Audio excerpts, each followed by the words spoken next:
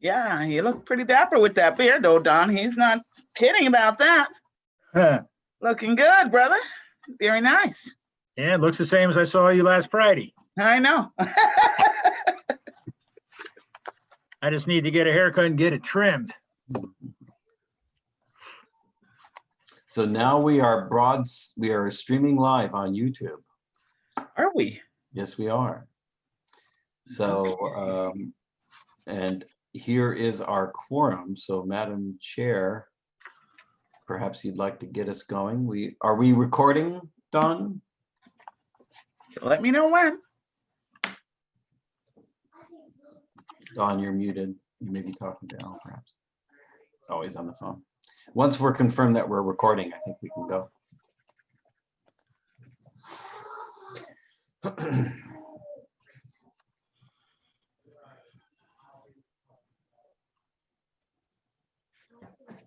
Let me know when. All right, Gerald, I'm about to go live. Good evening, Alder Furlow. Good evening, Madam Chair. Good evening, sir.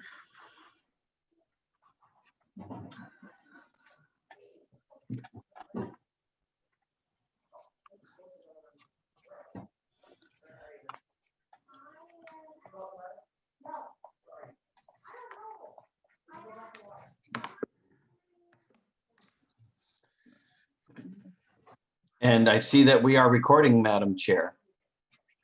Good evening, ladies and gentlemen, and welcome to our next Finance Committee meeting for Monday, July 13, 2020. Automatic notice, New Haven. The Finance Committee will hold a public hearing on Monday, July 13, 2020 at 6 p.m. via video conference. Meeting can be viewed at https://bit.ly/2ZLNZBD or by phone at 1-646-558-8656. Meeting webinar ID 943-8350-5024. If password is required, contact alucas@newhavencity.gov. The Finance Committee will hear the following items. Item number 1, LM 2020-0248. Order approving an increase in the maximum compensation for the law firm of Howd and Ludoff, LLC from $99,500 to $167,700 from General Fund 2019-2020, line item 11331010-56696. Item number 2, LM-2020-0267. Order of the Board of Alders authorizing the Office of the Corporation Counsel to enter into an agreement with Thomson Reuters, a West Publishing Corporation, to subscribe to Westlaw Online legal research databases commencing September 1, 2020 through June 30th, 2021, with 3 one-year options to renew. Item number 3, LM 2020-0208. Order to read and file the updated budgetary and financial reports for the month of April 2020. April 30th, 2020, in compliance with Article 8, Section 5 of the Charter. Item number 4, LM-2020-0264. Order to read and file the updated budgetary and financial reports for the month of May 2020 in compliance with Article 8, Section 5 of the Charter.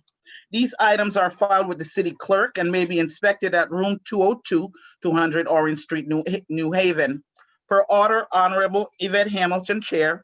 Attest, Honorable Michael Smart, City Clerk.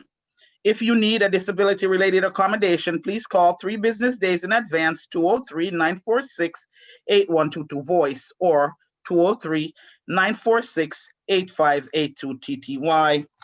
Public may join the meeting and may send public comments to publictestimony@newhavencity.gov via video conference. Meeting can be viewed at https://bit.ly/2ZLNZBD or by phone at 1-646-558-8656. Meeting ID, webinar ID 943-8350-5024. And as we said, for password, feel free to call Al Lucas at newhavencity.gov. Thank you everyone for joining us this evening. I will start with our committee agenda with our attendance will be first. Alder Marchand. Here. Thank you. Alder Ernie Santiago.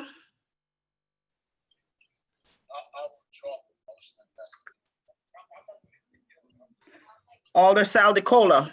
Present. Alder Jeanette Morrison.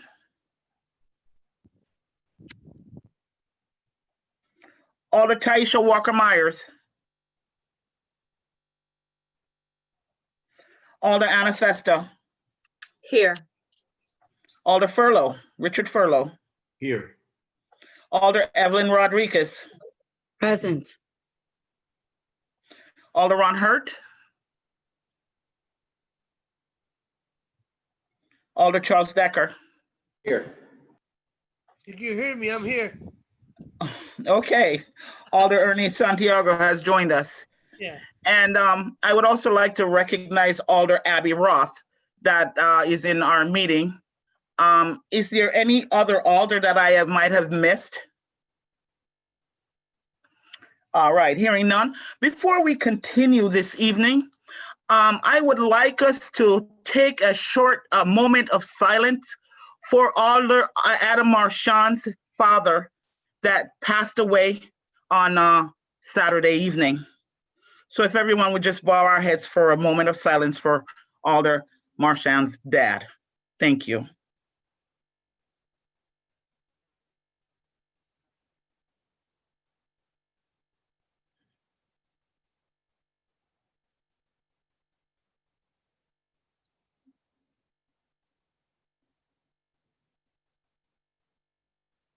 Thank you, ladies and gentlemen.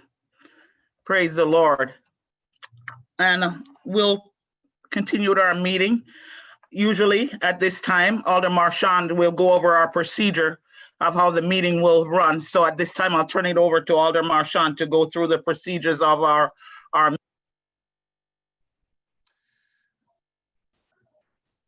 Thank you, Alder Hamilton. Thank you, Chair. And thank you for observing that moment.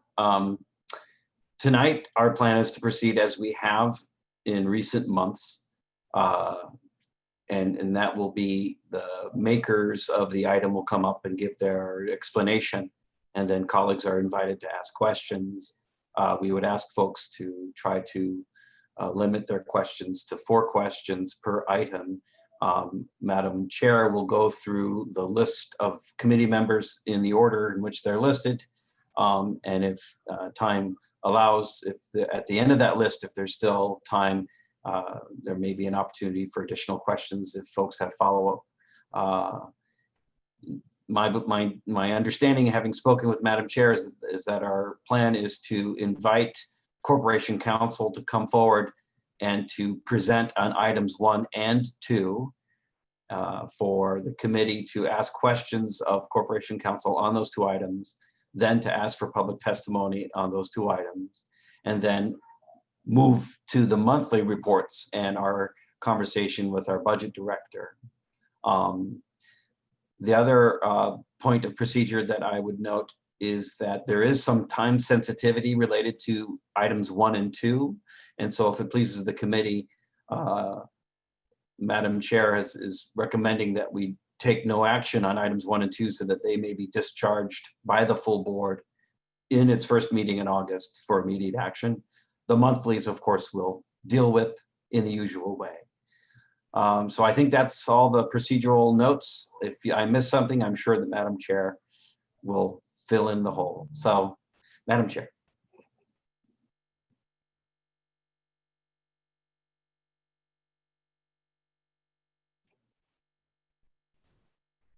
And you are not audible at the moment, Madam Chair. Try it again. Can you hear me now? Yes. Okay, I'm sorry. I said, I see that Alder Jeanette Morrison has joined us. Is there any other Alder that has joined us that I have not recognized? All righty.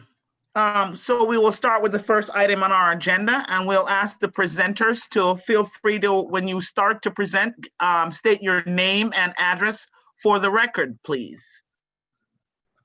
So we'll start with item number 1.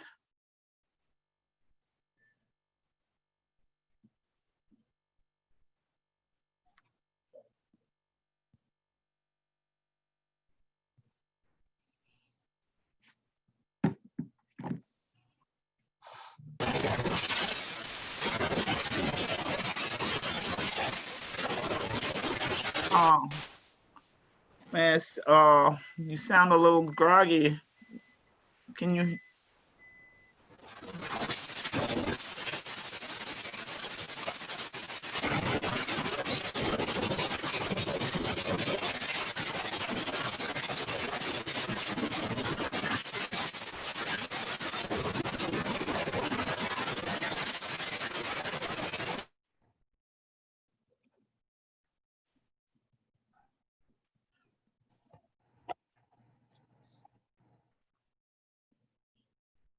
You may start, ma'am.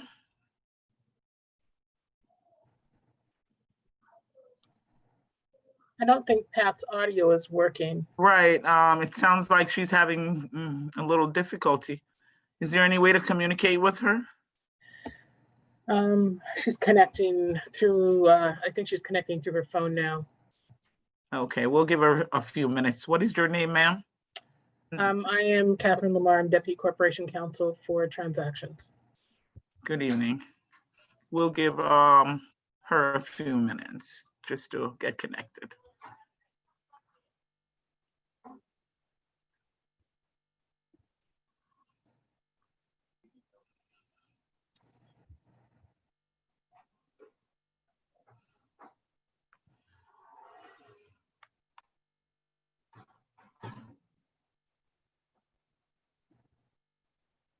Bear with us, folks.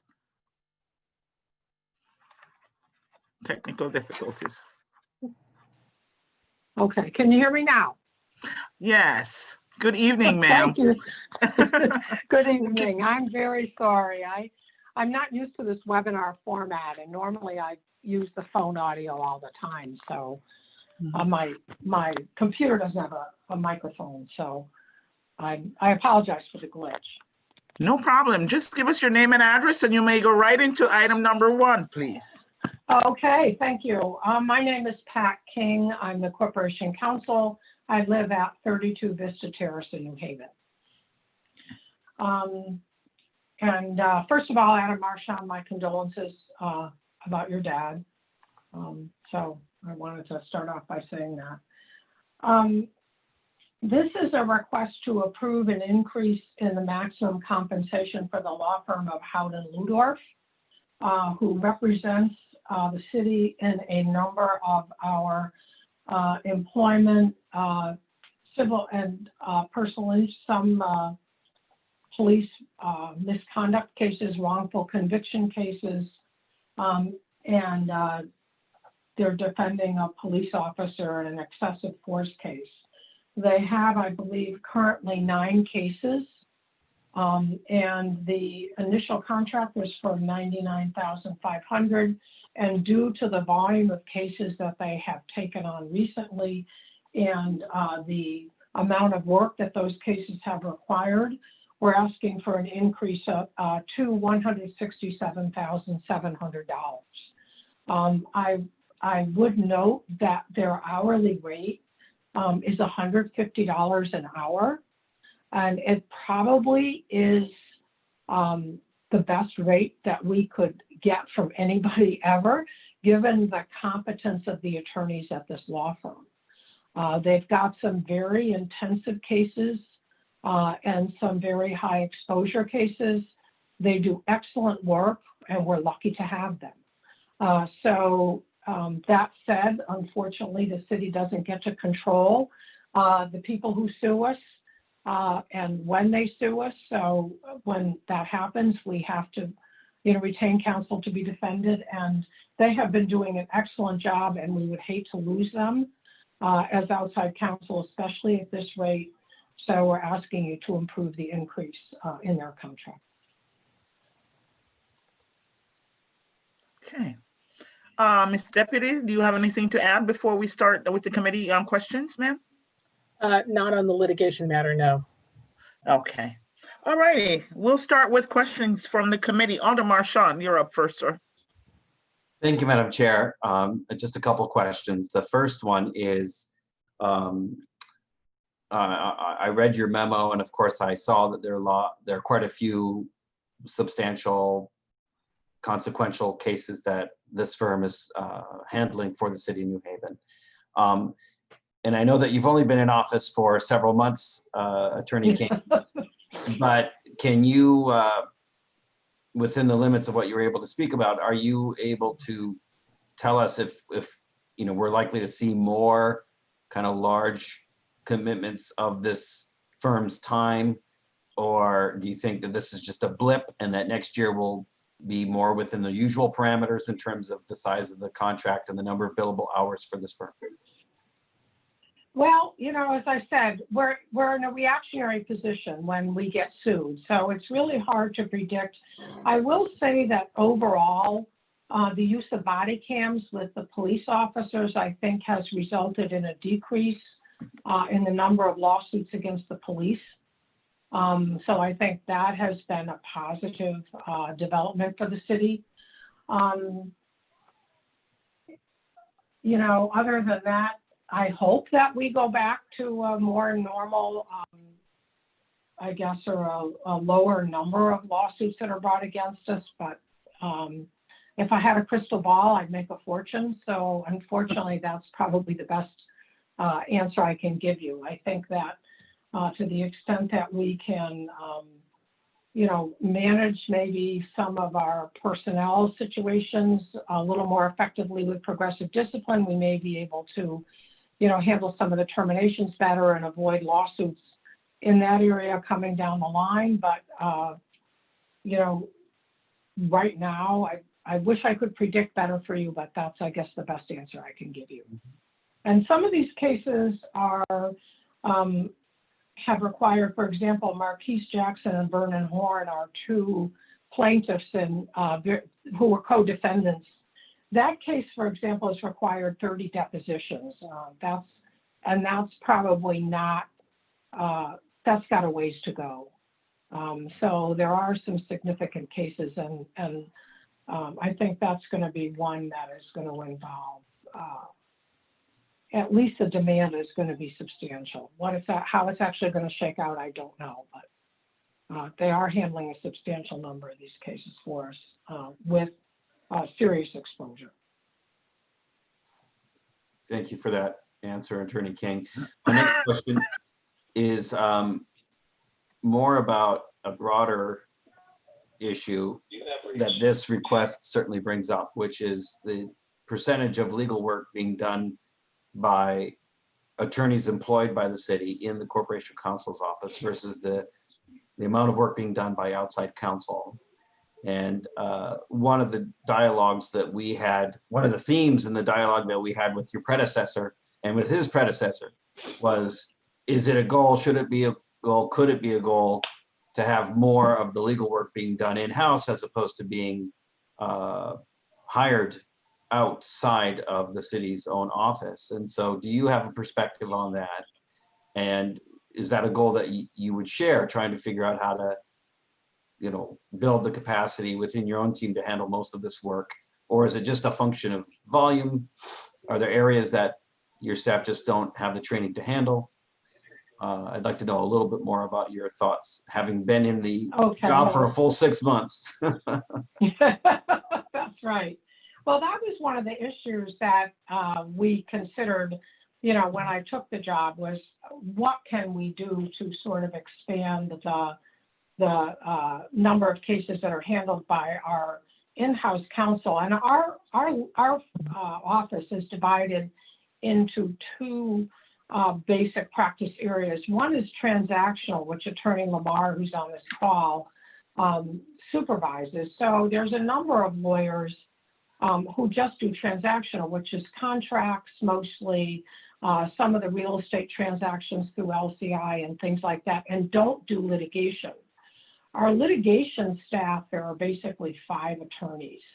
They pretty much at this point in time have their hands full with the kind of garden variety fall down cases, police car accidents, and cases like that.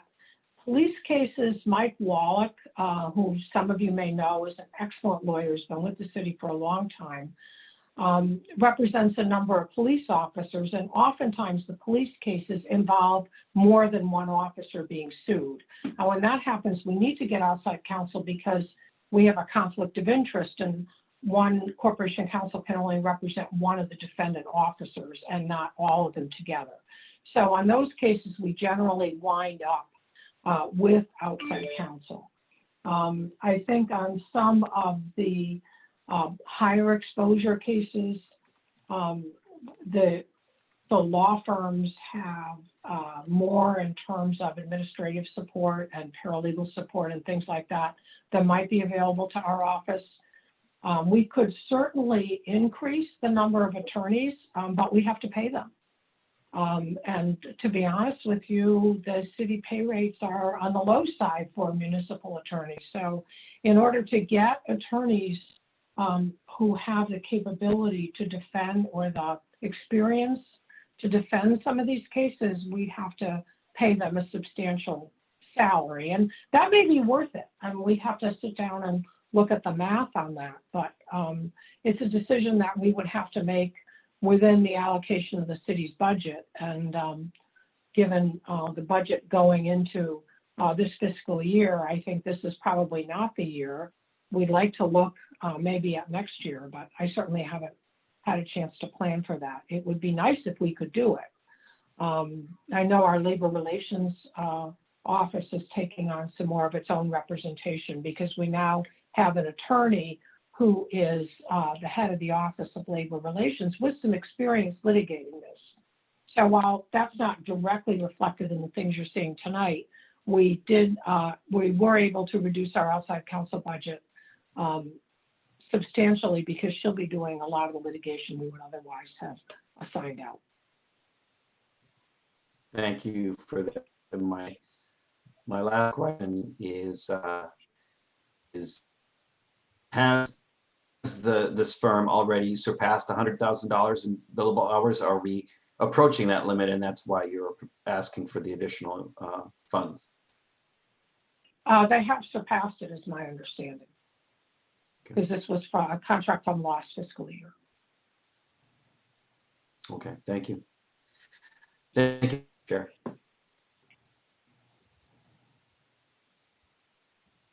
Madam Chair, you're muted still.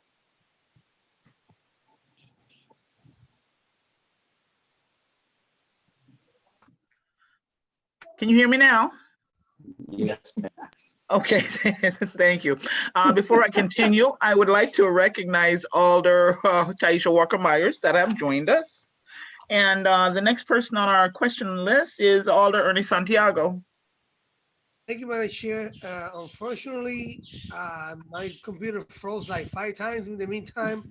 I did not hear nothing they said, so no questions at this time. Okay. Thank you, sir. Alder DeCola, do you have questions? No questions. Thank you. Alder Morrison. No questions. Hi, Alder Walker Myers. How you doing? I'm well. My question was answered by Alder Marchand. Thank you. Okay. Alder Fester, you're next, ma'am. Thank you, Madam Chair. Most of my questions were answered, but I do have some as to how long some of these cases have been in litigation and maybe how much longer do we anticipate they being there? Let me see. Let me go through the list. For both in-house and, Several. go ahead, I'm Oh, sorry. I don't. That's all right. I'm sorry. I was prepared to address the Howden Ludor questions. I think with the in-house cases are so much in a state of flux, it's really hard. I haven't looked at the numbers recently. Our litigation deputy, I thought was going to be on the call, but I don't see him. So unfortunately, I can't give you hard and fast, numbers on that at this time. I'll be happy to get you the information if you want it.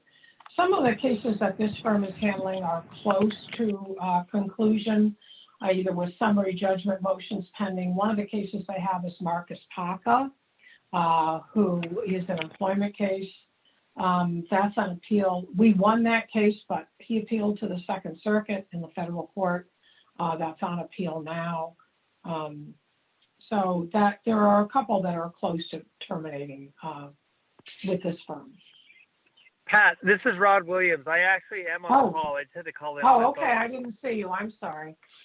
No, it's okay. I had to call in for my phone. Alder Festa, I could try to answer your Sir, question. who are you? Excuse me, Mr. Apologize. Yeah, Can I just identify yourself for us before you start speaking, sir, please? of course. I apologize. Roderick Williams from the Office of Corporation Counsel, live at 20 Okay. Lancelot Drive in North Haven. Thank you. Go ahead, sir. So the cases that are handled by this firm, Howden Ludorf, the oldest one is a 2016 case. The rest were filed in 2018 and 2019, and there's one that was filed in 2020 that had a little bit of work that was done in this most last fiscal year. There's also one case that was originated in 2013, but they're handling the appeal of that matter, and that was something that they started representing this past year as well. The 2013 one, they just started representing this year. Who was representing it before? It was handled by another attorney in our firm who left, retired, and the trial had already, she went through the trial and it was unsuccessful. And so they assumed the appeal of that. I think it was last summer they started. They're experts in this area of law, and that's when they started working. So they handled it from right after the trial date. Oh, because that's 7 years ago. It seems like that should have been completed. Correct. State court trials, especially ones that were filed back at that time, they've sped up a lot. Beginning in about 2016, they started really moving cases faster, but for a long time, a case could sit for a number of years before it actually went to trial. So this one did, but the trial didn't occur until I think late 2018 or early 2019. Okay, so I guess we could maybe get some additional information for you, Madam Chair, as to some of these cases that seem to be in the queue for a while, and what maybe the costs are. Do you have that? Do you have a breakdown of the costs of these cases? We don't have that right now. Not for this past fiscal year. So no one keeps a log of the costs of these litigations? We do. We have the cost. I just don't have it in front of me right now. Oh, okay. It's something No, and that's why I'm easily, we requesting can it get through the chair. Yeah. You know, yeah, that's fine, Attorney Williams. We can get the info, you can send the information through our chair. Madam Chair, through you, if we could get that info. I would just note that reading Alder Hamilton's lips, she said, yes, so noted, but currently we cannot hear Madam Chair. So hopefully, Madam Chair, you will be able to reassert your voice in just a moment. Thank you, Mr. Vice Chair. And then just I lastly, seem what to is be it? having some audio difficulty, though. I apologize for that. It's that Zoom ghost. And the other question is, it just seems like this is a high transfer, and I just can't remember from past years what the general amount is that we transfer for these types of litigations from our line item to outside counsel. Do we Point have of like order, a, Madam Chair, I don't believe that this is a transfer. It's an increase in the authorization, but it's all within a particular budget line that has sufficient funds. And so it's Okay. not a transfer And- before us, it's just Yeah, right. enlarging the size of the contract. yeah, I'm just looking at the line item 1133010, et cetera. Sorry, I take that back, but from that line item, what is the general amount of service that we provide, that they provide to us? Is it, are these differences? This seems really high to me. Is it just the number of cases, the type of cases? I can't remember from years past how much we've paid for outside counsel. I don't know if you have that information. Point of order, Alder Fester. I think he just said he did not have that in front of him, and he could provide it at a later date. Isn't that what you said, Mr. Williams? Or am I? No, it was a different question as to how many cases are out there and what they're costing. And this question was, what is the general amount that we pay to outside counsel? So the budget, go ahead, Pat. No, I was just gonna, I think the general, I think it's hard to even say there's a general amount we pay to outside counsel. I think it depends on the number of cases they handle. Some of the contracts are fairly small, some of them are bigger. And it's really hard to generalize as to any sort of a one-size-fits-all amount. I think it depends on the types of cases and the number of cases that the firm has. And unfortunately, as Alder Marchand noted, I've been in this job now about 7 months, 7.5 months. So I unfortunately can't give you much information about what's been done in the past. All I can say is that, you know, given the number of cases that this particular firm has had and has been assigned to, you know, this is the amount that's needed for these particular cases. And as I said before, the rate that they charge us is a really extremely reasonable rate. And we couldn't get better service for any less money from anybody else on these things. So, unless Rod may be able, Attorney Williams may be able to help me with that since he's been around longer than me. I could speak to Rod Williams again. I could speak to Howden Ludorf. This past year, I think was a bit heavy on some of these cases. The Horn and Jackson cases that Attorney King mentioned before had a very, very intensive discovery schedule where they were taking depositions that would last an entire day somewhere out of state. Howden Ludorf did not charge for travel down to Florida, and there's another one in the Washington, D.C. area, but the volume of work was pretty intensive just because there were a lot of things that were that required a lot of work, that it just all sort of, it seemed to me that there was a lot more that happened this past year than in a normal cycle. Okay, I appreciate that. So do we send these out to bid to different law firms, like an RFP? We have not recently. Been something we've spoken about a little bit. But we we know- actually did, I'm sorry, I didn't mean to interrupt you No, all. go ahead. We actually did talk about it early on in January, but then COVID hit and, you know, we've had a different, recently, you know, had another conversation about it, but we couldn't do it in time for this fiscal year. And I think what's traditionally happened in the Corporation Counsel's office with the outside counsel is that certain firms go from one year to the next providing service for us, you know, because they have cases that don't get resolved within our fiscal year. And so because we already have contracts with them, we have relationships with them, we know them, we feel comfortable with them, those contracts tend to be renewed. Because we have to pay them anyway for the work they're already doing. And as I said, we know them, we like them. We, you know, we want the city to have good representation. And so we often stick with those firms. We did discuss the idea of sending out perhaps an RFQ to try to get some quotations at least for hourly rates for different firms. And maybe this way we could find some new law firms and, you know, determine whether there might be other firms that might offer services at a different rate. As I said, you can't beat this firm's rate, but others, you know, we might be able to get some more competitive rates. But COVID got in the way of doing it for this fiscal year, but it is something we talked about doing coming for the upcoming fiscal year. Okay, great. Thank you. Thank you for that clarification. Thank you, Madam Chair. No further questions. Okay, thank you.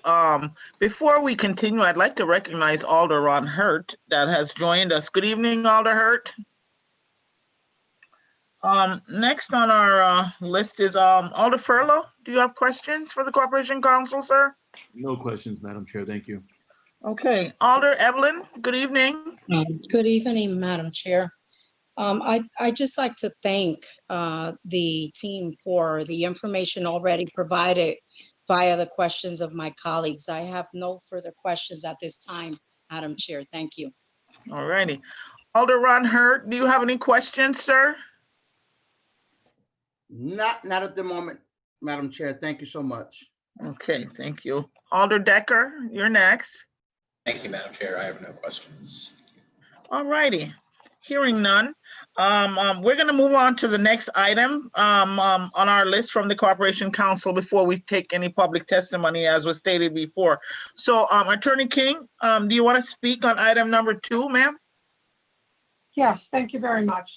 Item number 2 is for a contract for our computerized legal research service, which we did put out an RFP for both. There are basically two possible vendors in this area, Lexis and Westlaw. The city will have, because we did get an extension to September 30th from Lexis, we have had Lexis. The better bid for the upcoming fiscal year with 3 one-year options to renew this time around came from Westlaw. So we're requesting approval for that computerized legal research program. I've used Westlaw for years as an adjunct professor at Quinnipiac. I frankly think there's more value for the money with Westlaw. My understanding of the current charge from Lexis, which was the low bidder, I guess, the last time this contract was awarded, which I believe is last fiscal year, was $800 a month with $187 additional for public information, where the current rate from Westlaw, as I understand, would be $750 a month without a separate charge for public information. So it is a substantial value, and there are more resources using Westlaw than there are for Lexis. As you probably are all aware, these services are not done by books anymore. You know, nobody uses books anymore, unfortunately. So we really, and the rules of professional conduct require us to be able to do legal research. And the only way we can really do it now is by having a computerized legal research program. So this is the request to fund this contract. Okay, thank you. And with that, we'll start our, Alder Hamilton, you went mute. oh, I'm sorry. I don't know what's going on with my computer, but it keeps fading away. You're up on the question, sir. Thank you, Madam Chair. Thank you. I have just 2 questions, which I'll ask now. Attorney King, I'm glad that this came in as the low bid. That's exciting. You mentioned that in your role at Quinnipiac, you used Westlaw and found it to have a better value. Perhaps you could just say a little bit more about what additional features that this service brings compared to LexisNexis, and why that would make it a better value for your office. And then my second question is it a typical feature of these multi-year contracts to see the subscription fee go up incrementally over the course of the contract? And those are my 2 questions. Thank you, Madam Chair. Okay. Okay. Well, I can speak to Westlaw, having used both since I've been at Corporation Counsel. You know, West Publishing has the corner on the market, so to speak, of legal publishing. And so there's a lot more available in terms of secondary sources such as legal treatises and other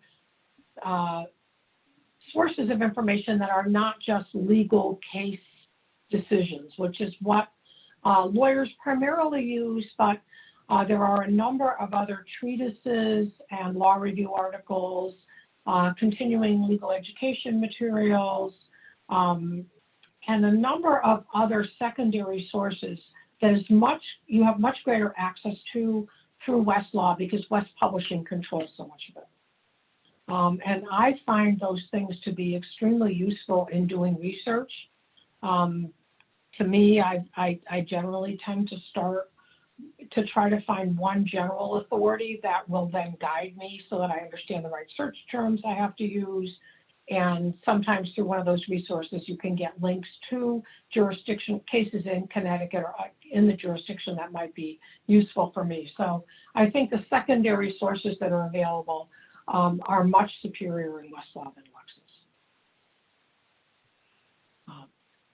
Pat, I can jump in on the second question for Yep. Alder Marchand. Yes, it is typical that that there will be increases. In fact, actually both Westlaw and Lexis presented packages, proposals that would have increases over time. That is not unusual at all. Thank you. Okay. Next other questions, Alder Ernie Santiago. No question at this time. Thank you. Okay, thank you. Alder DeCola? No questions at this time. All righty. Alder Morrison? Questions? Thank you. Okay. Alder Walker Myers? No questions, Madam Chair. Thank you. Alder Festa? Thank you, Madam Chair. Just one question. It's more for clarification. What exactly does 3 one-year options mean? We have the option to renew this agreement 3 times, so if we're dissatisfied with the service, we can put it out to bid again, or if there is some other reason why we are not locked in for 3 years, but it allows us, we have now a commitment to a particular pricing structure for a 3-year period at our sole option. Hope that answers your question. Yes, it did. I appreciate that. Thank you. No further questions, Madam Chair. Okay, thank you, ma'am. Before we continue, let me just ask if anyone is not speaking, can you kindly mute your phones? Because we're hearing a little feedback from someone's audio. I'm not sure whose, but please mute your phone. Alder Furlow, you're next for questions, sir. Alder Furlow? Yes, thank you, Madam Chair. I was just looking for my unmute button. Thank you. Go ahead, sir. I just have one, was really probably just a point of information. So I imagine if this contract was to be renewed again, would that come back before this committee for approval? So I imagine the prices would change, the fees would change. It's just a point of information. First year on the committee, just asking. Yeah. I think the answer is yes, but did we not present them with the entire package? I did read the package, but my question is, when this is renewed, the option to renew, if you choose to renew it, that contract would also have to come before this committee. I don't think so, It and won't. because we're Okay. presenting you with all of the pricing for all of the renewals. Ah, I see. Okay. So this would be within your sole discretion to renew the contract, and our vote here will give you that authority to renew it for those for the next terms. Okay, That is my understanding. got it. Thank you. All righty. Oh, you finished, Alder Furlow? I'm all set, Madam Chair. Thank you. All righty. Alder Evelyn, you're next, ma'am. Thank you, Madam Chair. I just have one question in reference to the staff being familiarized with this program, this computer program. Are they familiarized, or will you need to spend time in training them? Thank you. Well, generally, these programs function in a pretty similar way. I've been using both of them, and they both involve search terms, and there's a number of different ways that you can look at things. And I believe that Westlaw would offer training there generally, and I believe that Lexis did as well. But if you're a lawyer and you can use Lexis, you can pretty much use Westlaw, I think. And they both function pretty much the same way. Thank you. Thank you, Madam Chair. No further questions. All righty. Alder Hurt, do you have a question, sir? Thank you, Madam Chair. I have no questions at this time. Thank you, Madam Chair. Thank you. Alder Decker, any questions?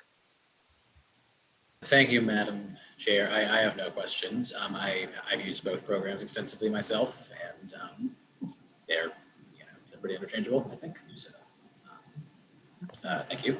Sure. All righty.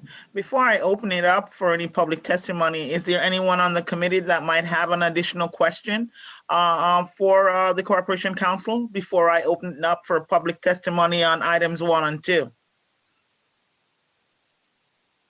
Wow. Madam Chair, I would just note that what is before us is the scope of the approval. If this company offered an enhanced product that the city wanted to take advantage of and it had a higher fee, then they would have to come back for approval. But anything that's within the scope of the terms that are before us, right? If they give us a discount a quarter of the way through, then they don't need our approval for that. But if they want to have like version 10 with new features at 20% more costs, then they would have to get approval from us. Yeah. Most definitely. All righty. Okay, so we're all clear. All right, at this time, is there anyone from the public that would like to speak on either item 1 or 2? Now, who's going to control if the public wants to speak? Is that Don or Mr. Lucas or someone? Because I can't tell. I will handle that because he's running the meeting. Okay. You can call for public testimony.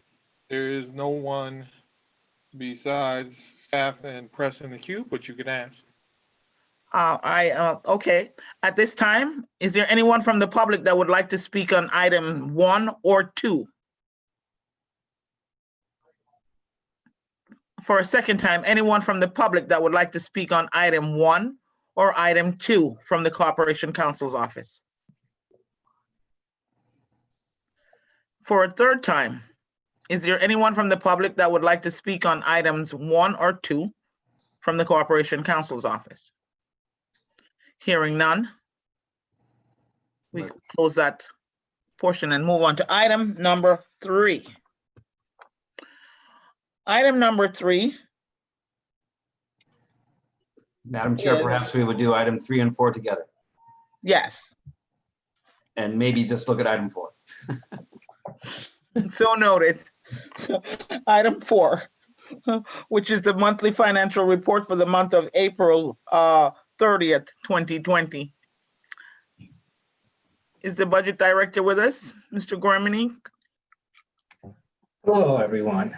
Good evening. All right. Michael Gormany, 45 Jefferson Road, Branford, Connecticut. And I believe we are looking at the April monthly. No, we're looking at the May. I'm sorry, May. Yep, thank you. Yes. All right. So I did want to see.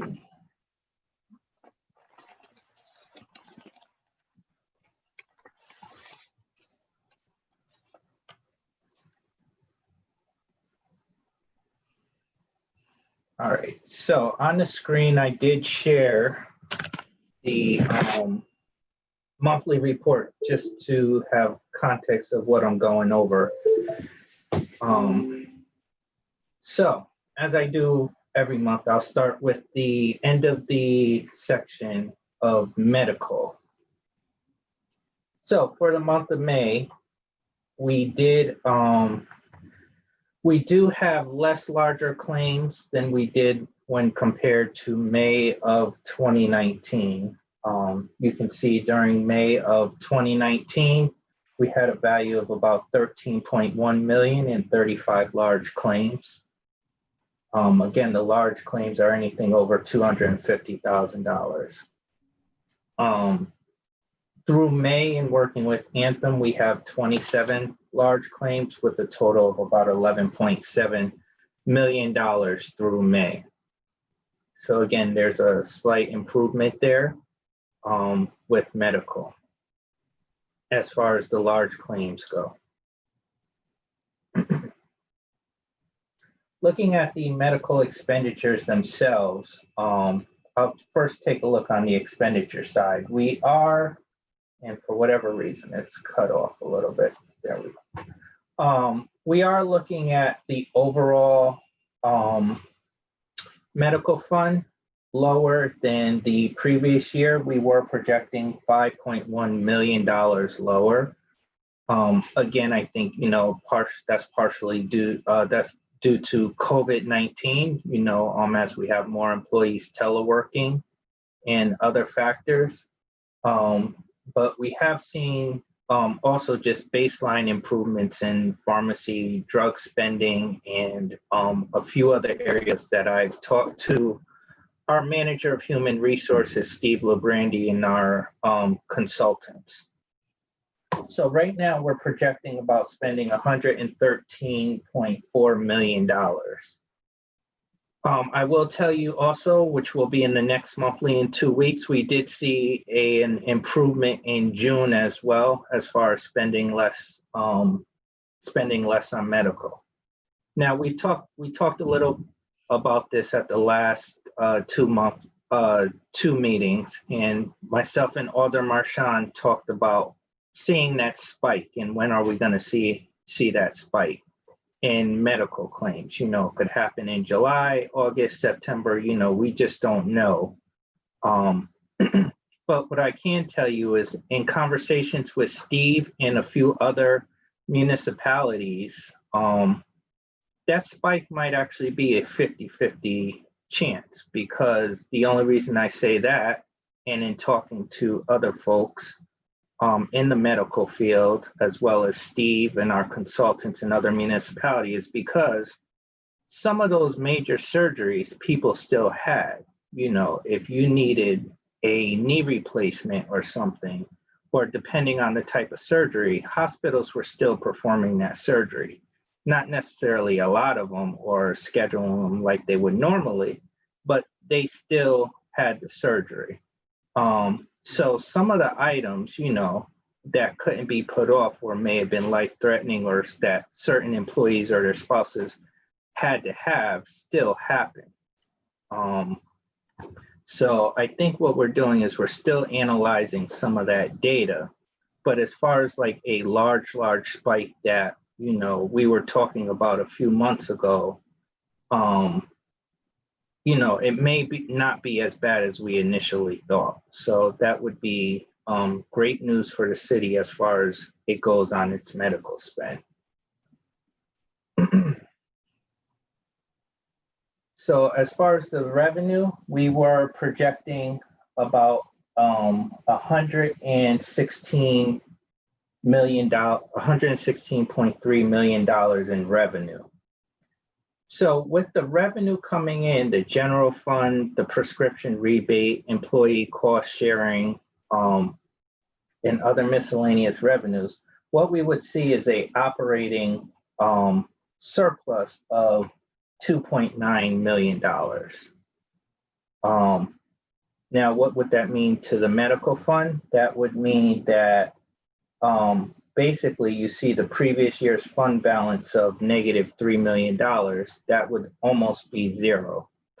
Again, I think when we end this year, that fund balance will actually be positive because again, we did see less medical claims and less medical spend than we were projecting in this May monthly. So that would be great for the city to get that fund balance out of the negative, basically. So moving to workers' comp. Workers' comp is, we've seen a decline. I think that's again due to COVID-19 and less employees on the sites. I mean, we've really just had first responders and public works on site, but which actually do make up a majority of the claims, but we've still seen less claims and less spending on the workers' comp side. And that's due to our return to work programs that have been implemented. Our third-party risk managers have been great through COVID-19. We use PMA management on the risk management side and KERMA on the workers' comp side. So we have seen less spending on the workers' comp side during COVID-19 for the city.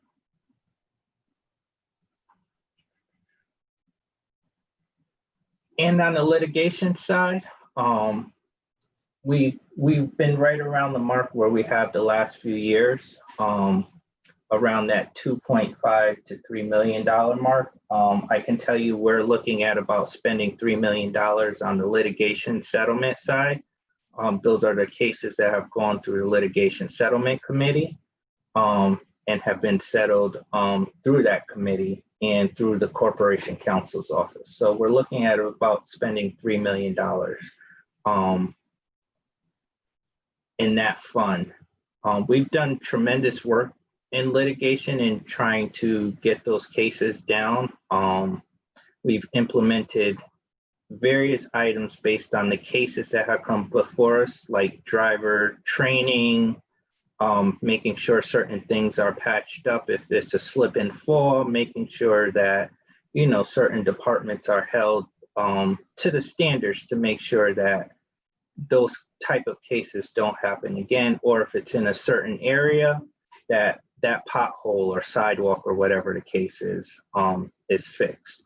So I think it's shown by, being consistent in the amount of money that we're actually spending on litigation settlement. Then I will scroll to the general fund side and looking at the revenue.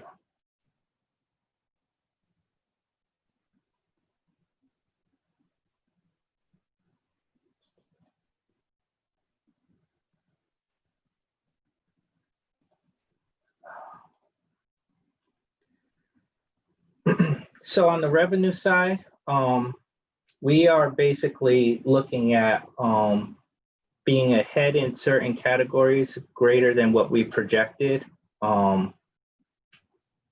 So for property taxes, as you can see, these are the numbers, even with COVID-19 and the property taxes not being able to be paid or collected as they normally would in any year. And what I mean by that is normally February through June, we're focusing on the back taxes, the liens that we have to put on, those type of areas as far as tax collection.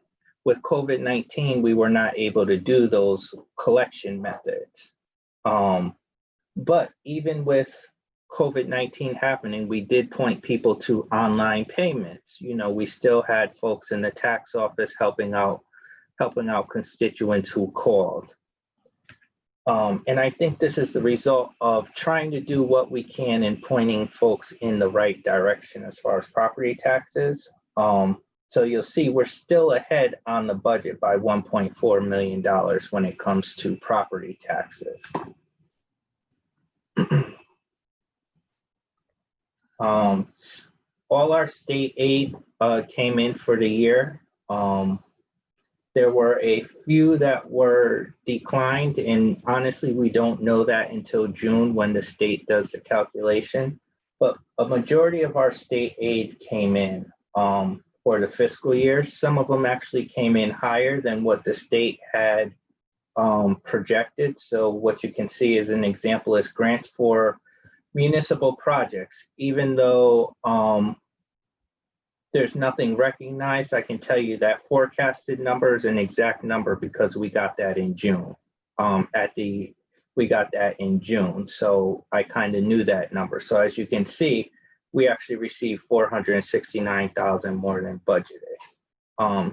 But again, most of our state aid has come in from the state, so there won't be any shortfalls from the state.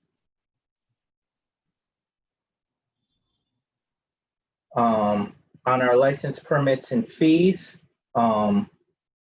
focusing on down here towards the middle to the end, meter receipts. As you know, there was a period during COVID-19 where folks weren't parking downtown or we weren't enforcing. So, we were sort of expecting, I think in the previous monthlies, I did $4.5 to $5 million. So you can see we actually hit that mark during the monthly. I will say there is a typo there, a discrepancy on the 5.1 million versus the 5 million there. That's we actually received through May $5 million, not the 5.1. So I will note that.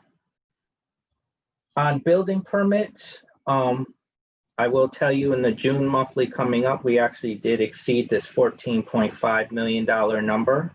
So, I think our building department was very aggressive in working with contractors and developers on what projects they still had going forward during the fiscal year.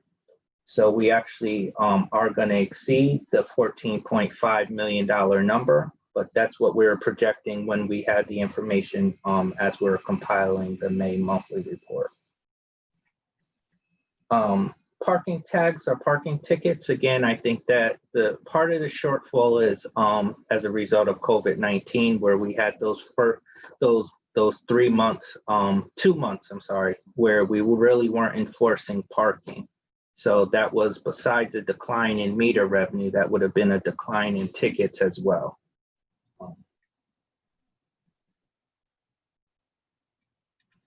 And just going through any major areas.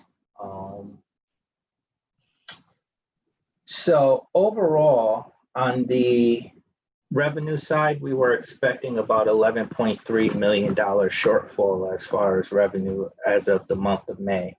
Again, a lot of that was due primarily to COVID-19. So that's the revenue.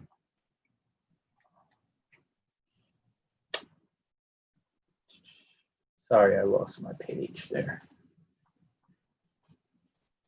So this is on the expense side. I think what you'll notice is on the expense side, we are projecting about $1 million in actual police surplus. That a lot of that is due to the vacancies within the police department that were not filled during fiscal year 20. So we did see quite a bit of savings. For the police department, that number will actually be higher in the month of June as we sort out the retirements, and other separation pays and other things that go. But I think we'll be well above that mark when we end the fiscal year as far as the surplus in the police department. We are projecting between 1.1 and 1.2 million as the deficit within the fire department. Now, what you will notice is we did provide a transfer. The transfer is actually not reflected because you'll see that the approved budget of 33.6 still matches the revised budget of 33.6. If you recall, the alders approved a transfer of $1 million to the fire department. So that will be reflected in the June monthly as we go forward. So the one line I do want to bring to your attention is you'll see here we did FEMA cleanup here. So what the FEMA cleanup line is basically the city's match to what we think we are going to spend on COVID-19. So that is basically, as you know, FEMA reimburses 75% of eligible costs for what we anticipate spending. And I'll actually talk a little bit more about that as I finish up on the expenditure side as far as FEMA.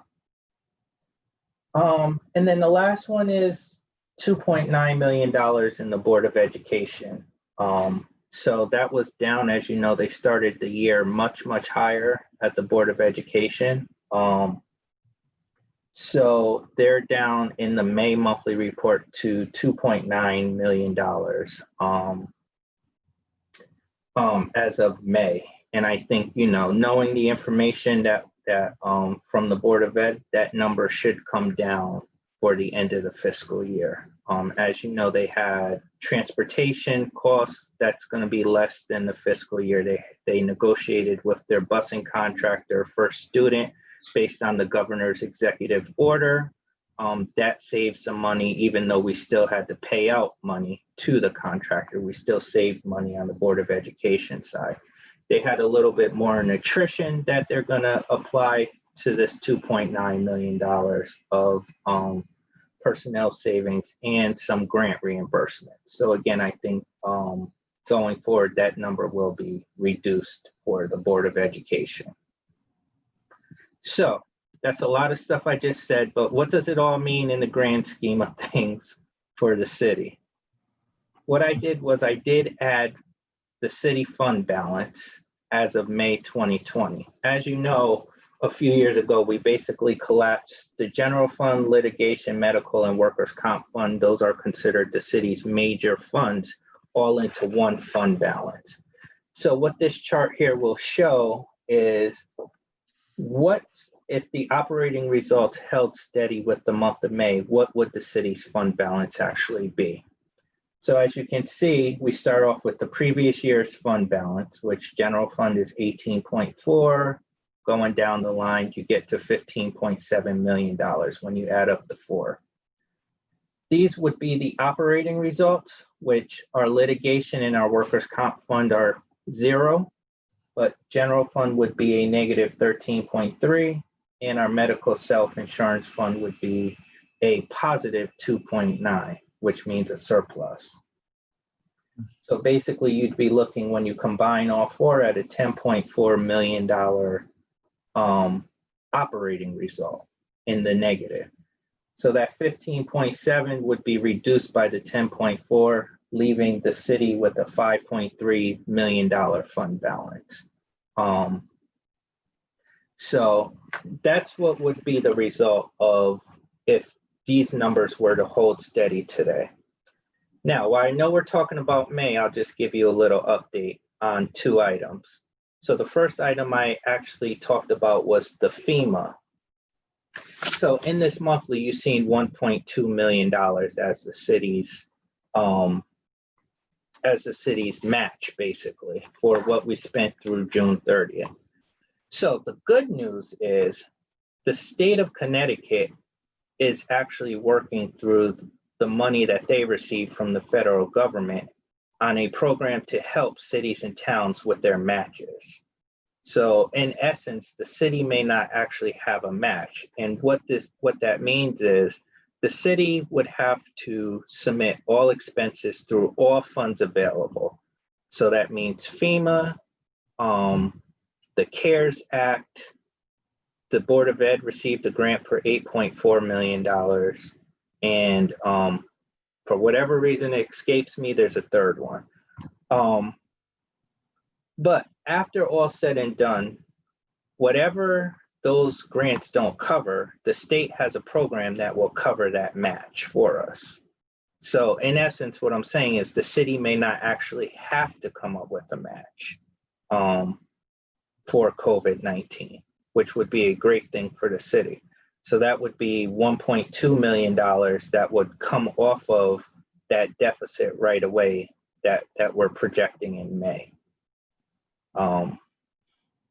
So speaking of the city deficit, we're a few weeks away from publishing the June monthly report. I will say that, we have had tremendous improvement in the city's standing since May.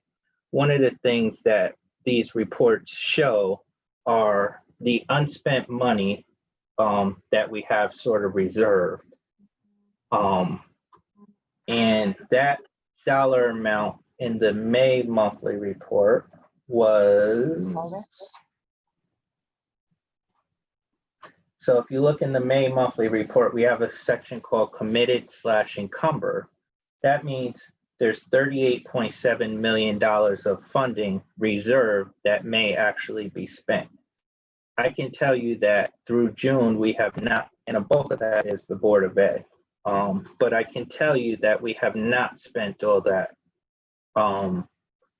the encumbered funding. I mean, I think, myself and my staff working with the coordinators have done a tremendous job at limiting the spending for the city during the COVID pandemic. And we really, really limited what staff could spend funding on from basically February when we, got a hint of what was going on to June. So to be very honest with you, I think that, the city may actually get this deficit down into the single digits between the work that we're doing on our side and the work that the Board of Ed is actually doing.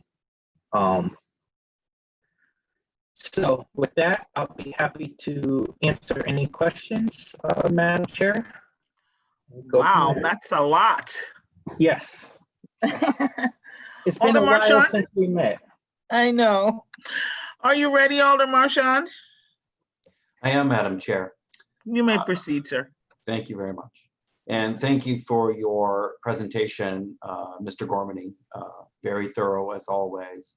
I'm going to start with where you left off, which is with the overall picture. And I understood you to say that the state may end up covering the 1.2 FEMA match that the city would otherwise have to put up. But it raises a question about, there's a FEMA match, and when would that come in, and would those proceeds potentially affect this picture further, or would they come so far down the road that we would have to apply them to a future fiscal year's budget? Sure, that's a great question. Thank you, Alderman Marchand. So one of the things that we're gearing up in the June monthly, as you know, FEMA is not a quick reimbursement process normally. Actually, one of the things you'll probably see in the June monthly is that 1.2 number will be a little bit larger because, believe it or not, we're about 90 to 95% finished with the last storm that we had, not the snow blizzard, but the storm. And we still have to come up with a little bit over $600,000 to $700,000 on that fund. But to answer Alderman Marchand's question, COVID-19 was a different type of pandemic. This is a countrywide pandemic, and this is why I think the Fed sort of left it up to the states. We are actually gearing up for our first FEMA reimbursement. We've had a few smaller cities and towns in Connecticut already do the FEMA reimbursement to the state. And from my understanding, it only took them like 3 or 4 weeks. Now, again, those are smaller towns to get reimbursed.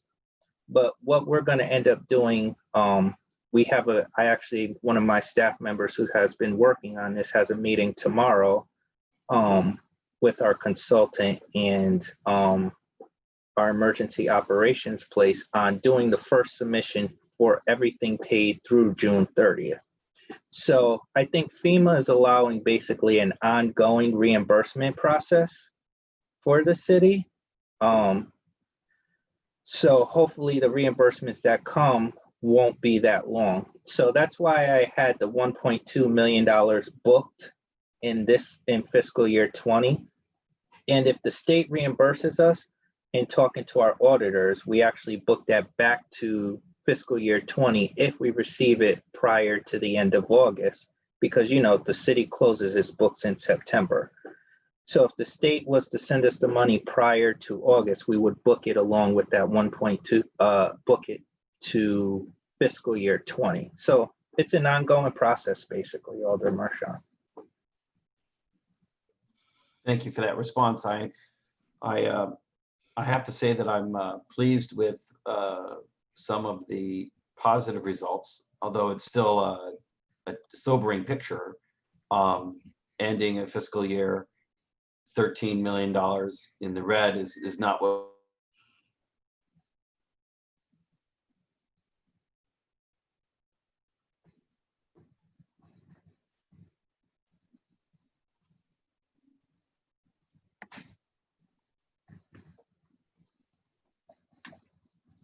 million. Is that what I'm understanding? I'm sorry, Elder Marchand, you froze there for a few minutes. So Right. Yes, my computer is sputtering on me. So I take it that if we're able to bring that deficit down to 9 million or less, then our fund balance could end up closer to 10 million instead of 5. correct. Well, that'd be good. 2 more things, Madam Chair, and then I'm done.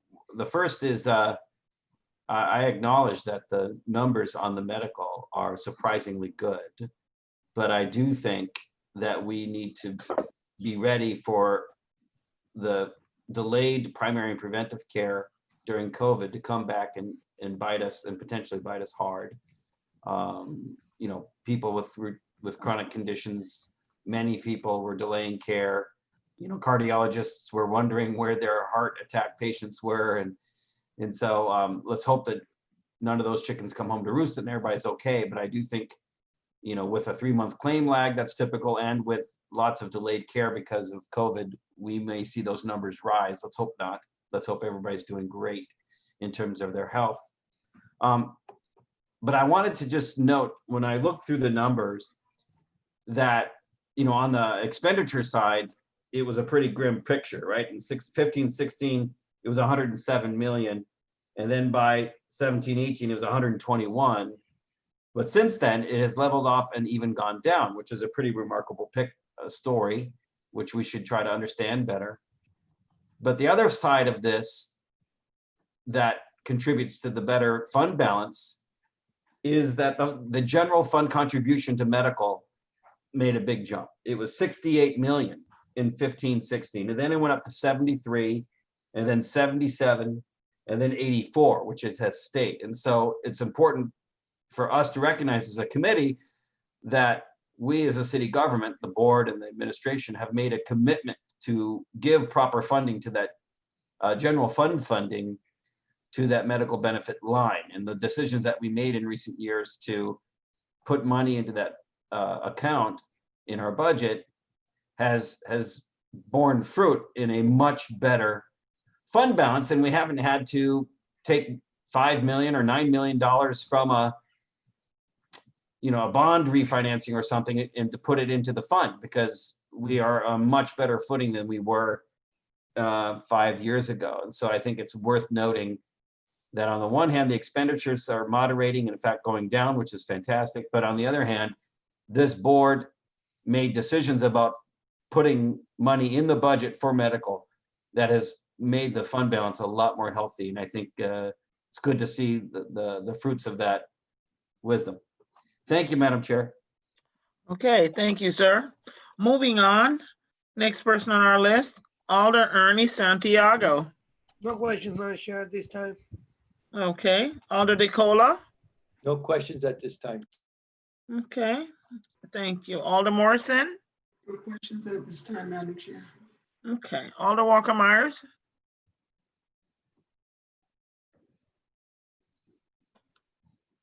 Alder Walker Myers.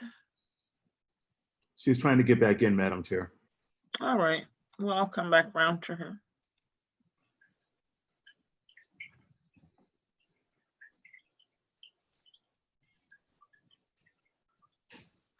All right, I'm gonna move to Alder Fester and I will come back to Alder Walker Myers once she's reconnected. Alder Fester, are you ready?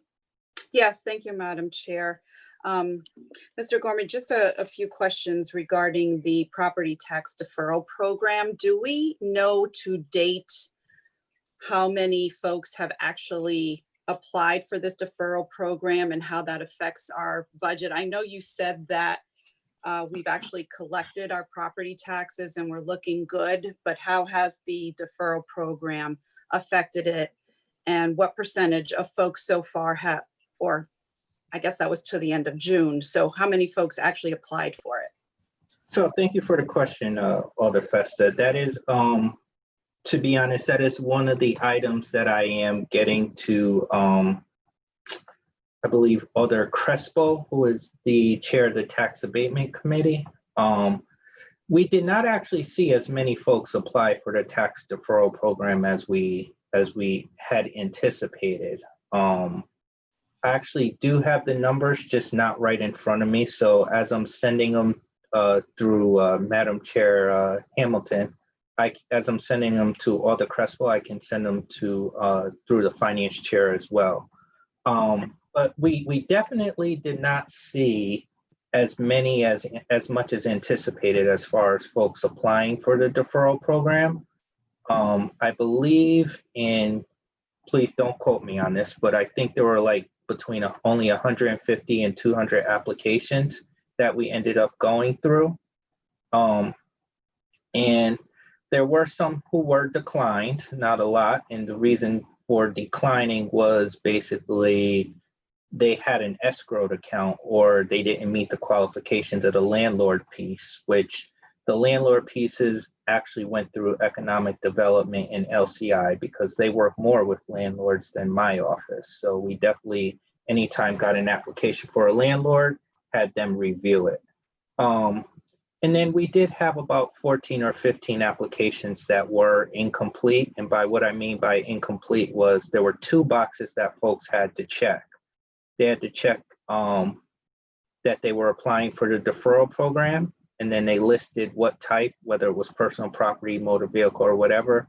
And then they had to do proof of residency, which was really just submitting a utility bill or some other type of proof of residency.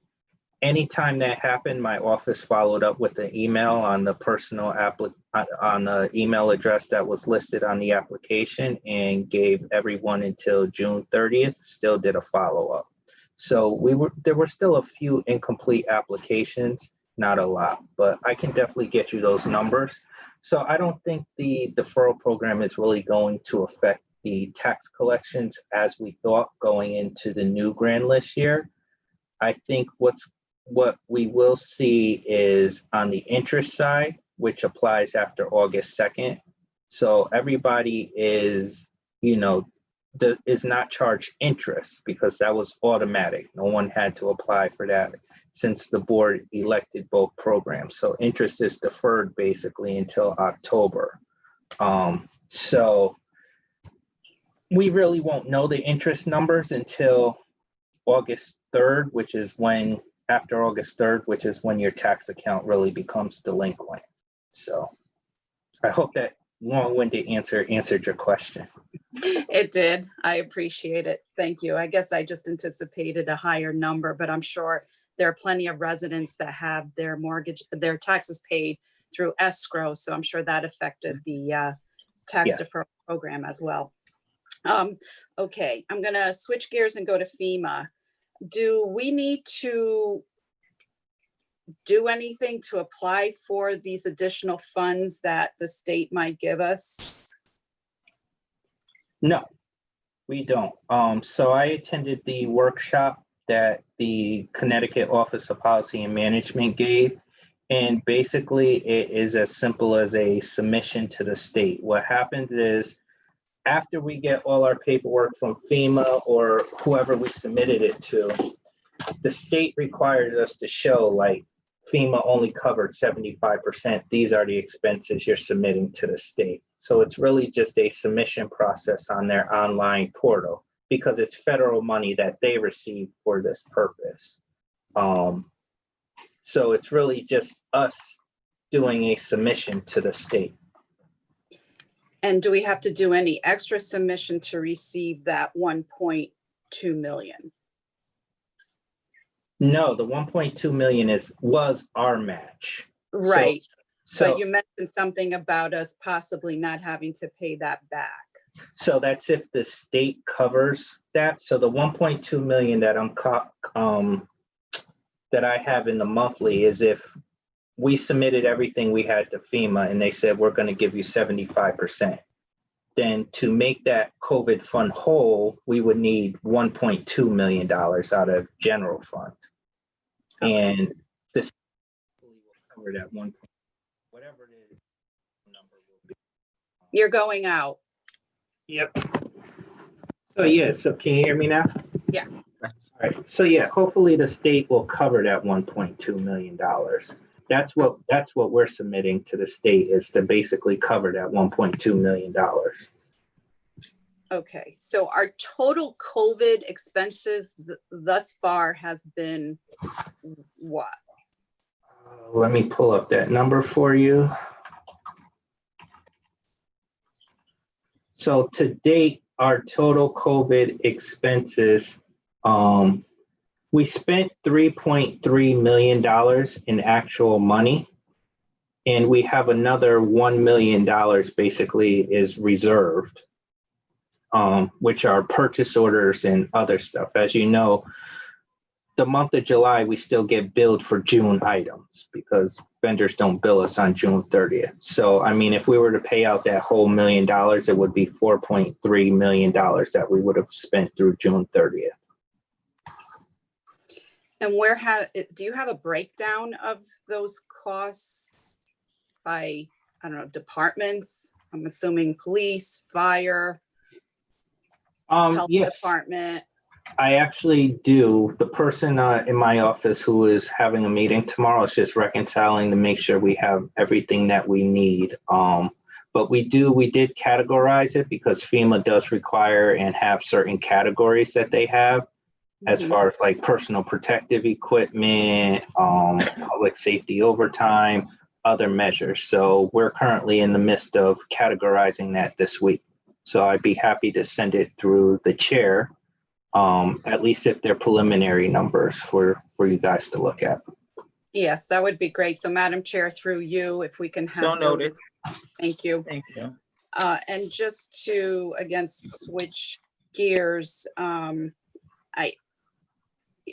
we've been getting I have been getting emails. I'm sure some of my colleagues have too, regarding the police department and the cuts that were made. And there's a lot of misinformation out there. And I think we really need to clarify it.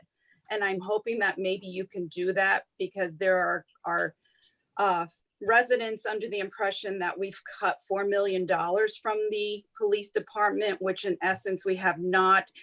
Can you just clarify? I believe the media is on. I don't know. Madam Chair, point of order. This is an important line of questioning, but it's not germane to this monthly. In fact, I think it pertains to the current budget year. And so, actually, I'm concerned with the police department in general and some of the costs in this budget as well. So, but Madam Chair, what's before us is the monthly report from May of 2020. The current fiscal year is important, of course, and we may have a lot of questions about it, but it's actually not before us this evening. I still feel, Madam Chair, I still feel it's important for clarification purposes, just a quick spiel. The police department here is still, I mean, is this 98,000 in savings? And I guess, how are we saving? And then there's also the fire department with 300,000. If you look at page 2.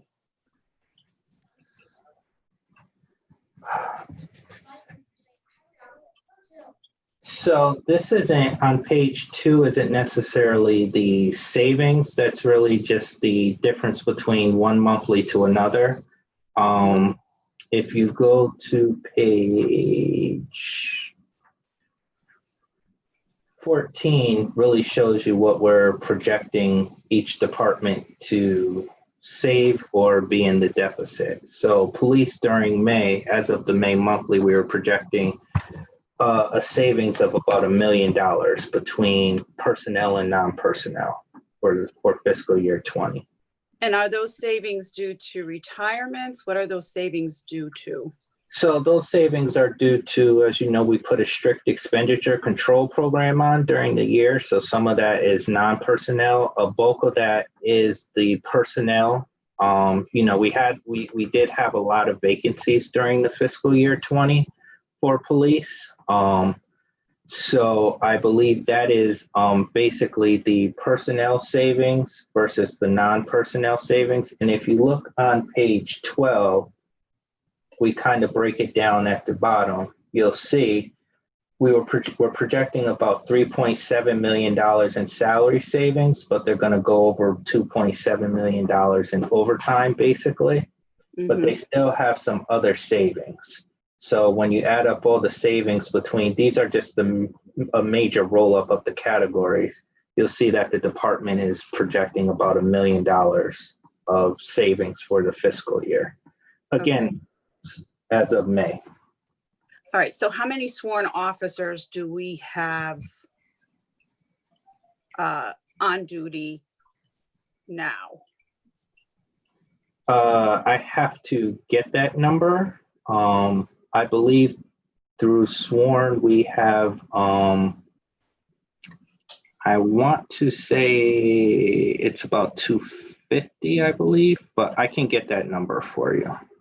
Okay, I appreciate it. So have we incurred during COVID, and this is for both police and fire, have we incurred a lot of overtime due to COVID? A bulk of the overtime that we currently have during COVID, which is going to be one of the, during the next June monthly, you'll see a shift in the savings in police and fire. But that's because we moved a lot of the overtime to COVID. Right now, we moved about $500,000 worth of overtime to COVID. I would say about 85 to 90% of that makes up police and fire. So that's about how much we spent in that we would be submitting to FEMA as far as the police and fire overtime. Is a total of 500K. About 500K, right? Okay, for both. Yep, for both. Okay. I mean, it just seems like we're hearing a lot about a shortage in police officers, and I'm just was wondering what the overtime in general has been because of that. And I guess that answers that question. So not to interrupt you, Alder Festa, 351 sworn. So sworn is, every rank plus the assistant chiefs and the police chief. But that includes everybody, right? Yeah. So people out on admin leave, correct? Right. So we have 351 filled positions right now. I don't get the numbers on like admin leave or whatever. So. Okay, and how many vacancies? As of today, we have about 55 going into the new budget. Okay. All right. Okay, I'll yield to my colleagues. Thank you, Madam Chair. Moving right along. Before we continue, Alder Walker Myers, is she reconnected yet? Do we know? No, she's still working on it, Madam Chair, and I don't have any questions. All righty. Alder Evelyn, do you have questions for Mr. Gormany? Yes, Madam Chair, I have one question. And Go this right is ahead. to what Alder Marchand had shared about in reference to the preventive care and the follow-up care on existing medical conditions. And I'm a little bit concerned because many doctors are being creative and they're moving into the area of Zooming to provide primary care. I'm concerned about that, but nonetheless, they are trying. I'd like to know if our insurance provider is providing awareness to our employees on their follow-up in reference to their prevention care and their existing medical conditions and how they can receive the care regardless of the COVID-19 epidemic. And do you foresee any financial problems in the future surrounding this issue, or any any penalties toward our employees that need to pursue the prevention care? Thank you. Sure. Thank you for the question, Alder Rodriguez. I think that's an important one on the medical for the city. I think what the city really looks at is the spend on the medical. The follow-up and everything is really based on that person's primary care physician. You know, the city has in-network and out-of-network doctors that are covered, but it's really up to the employee on who their own primary care physician is. So you're right. I mean, I had an issue, you know, that wasn't normal about a month and a half ago. My doctor did it via the phone, right? I think that's just the way a lot of the doctors have gone. Now, can we predict if they're going to keep doing it that way? We don't know. But as far as follow-up goes with employees, I think that's really based on their primary care physician. And what we try to do is our human resources and benefit department does try to follow up with employees when they have questions on just if something is covered under medical, or, you know, we've had a few employees who have HSA who have had to ask our medical, our benefits department, Steve Labrandy's office, on if things are covered or not covered before they've done stuff. So we try to be proactive with the employees, you know, as far as their medical care goes. So I hope that answers your question. Thank you. Thank you, Madam Chair. No more questions. Thank you, Alder Rodriguez. Alder Ron Hurt, do you have any questions for Mr. Gormany? Thank you, Madam Chair. I don't have any questions at this time. Okay. Alder Decker, are you there? I am. Thank you, Madam Chair. I have no questions. Okay.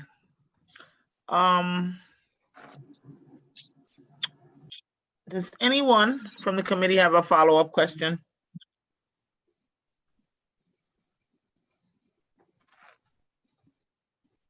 No follow-up? All right, at this time, I will ask for any public testimony from anyone hearing this item on the monthly report for the month of May. Is there anyone from the public that would like to speak on this item?